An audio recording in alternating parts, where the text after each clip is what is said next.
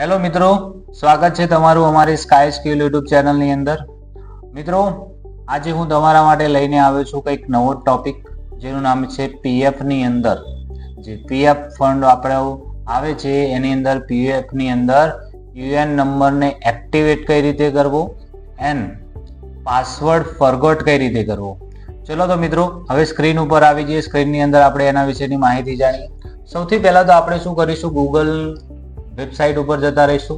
એની અંદર આપણે અહીંયા સર્ચ મારીશું UAN activation. UAN activation search મારશું એટલે જે પહેલી જ વેબસાઇટ આવશે એના ઉપર આપણે ક્લિક કરીશું. એની અંદર જો આપણે વેબસાઇટ ખુલી ગઈ છે મિત્રો. એની અંદર આપણે જો યુએન નંબર ને પાસવર્ડ આપણા જોડે હશે તો આપણે નંબર અને પાસવર્ડ નાખીને લોગિન પણ કરી શકીએ. જો નથી અને યુએન નંબરને આપણે એક્ટિવેટ કરવાનો બાકી હોય તો શું કરીશું મિત્રો, તો એના માટે આપણે અહીંયા નીચે તમને ઓપ્શન આપેલો છે એક્ટિવેટ યુએએન. તો એક્ટિવેટ યુએએન નંબર ઉપર ક્લિક કરીશું એટલે આપણને એક નવી વેબસાઇટનો ટેબ આવી જશે. એની અંદર આપણે શું કરીશું, અહીંયા આપણો યુએએન નંબર નાખીશું. ફોર એક્ઝામ્પલ તરીકે હું મારો અહીંયા યુએએન નંબર એન્ટર. ચલો મિત્રો, મેં મારો યુએએન નંબર નાખી દીધો છે. એના પછી હું મારો આધાર કાર્ડ નંબર નાખું. મેમ્બર આઈડી ની જરૂર નથી મિત્રો. હવે હું મારો આધાર નંબર એડ કરીશ. જે રેડ કલરથી તમને ડોટ માર્ક બતાવે છે એ કમ્પલસરી તમારે માહિતી પૂરવાની રહેશે. હવે આધાર નંબર આપણે નાખીએ.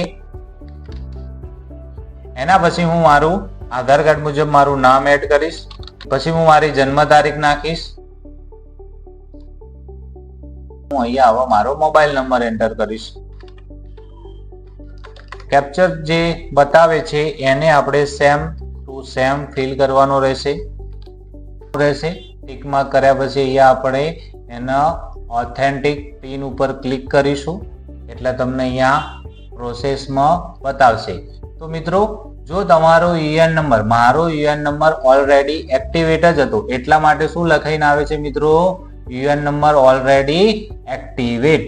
ઓકે મિત્રો, તો ખ્યાલ આવી ગયો હશે કે પાસવર્ડ બદલવું હોય, આપણો યુએએન નંબર તો હોય આપણા જોડે પણ આપણે પાસવર્ડ ચેન્જ કરવો હોય, ફોરગોટ કરવો અથવા તો આપણે પાસવર્ડ ભૂલી ગયા હોય તો એને બદલવું હોય તો કઈ રીતે બદલવો, તો એના માટે આપણે આવી જઈએ ફરીથી આપણા હોમ પેજ ઉપર.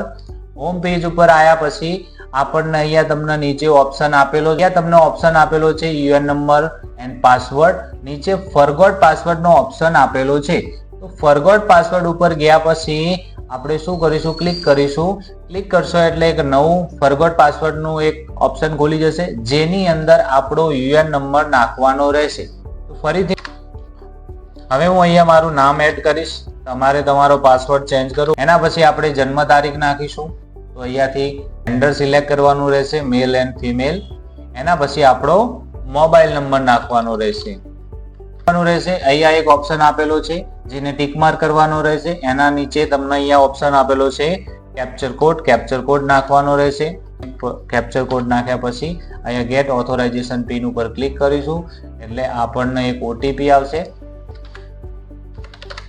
અહીંયા મારે નવો પાસવર્ડ રાખવો છે તો હું અને અહીંયાથી હું વેરીફાઈ કરાવીશ એટલે તમને અહીંયા સક્સેસફુલી પાસવર્ડ ચેન્જ થઈ ગયો એનો મેસેજ આવી જશે.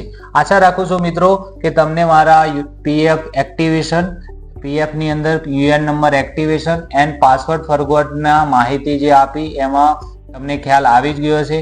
બીજી કંઈ પણ માહિતી વિશે તમારે જાણવું હોય તો તમે મને કમેન્ટ કરી શકો છો. પીએફ વિશેના કંઈ પણ તમને ખ્યાલ ના હોય અને એના વિશેની કોઈ થોડી જાણકારી જોઈતી હોય તો તમે મને મેસેજમાં કરી શકો છો. એન્ડ કેવાયસી નો વિડીયો આપણે ફરીથી બનાવશું જે તમે મારી ચેનલ સાથે જોડાયેલા રહો અને ચેનલને સબસ્ક્રાઇબ અને શેર કરવાનું ભૂલશો નહીં. થેન્ક યુ મિત્રો, ધન્યવાદ.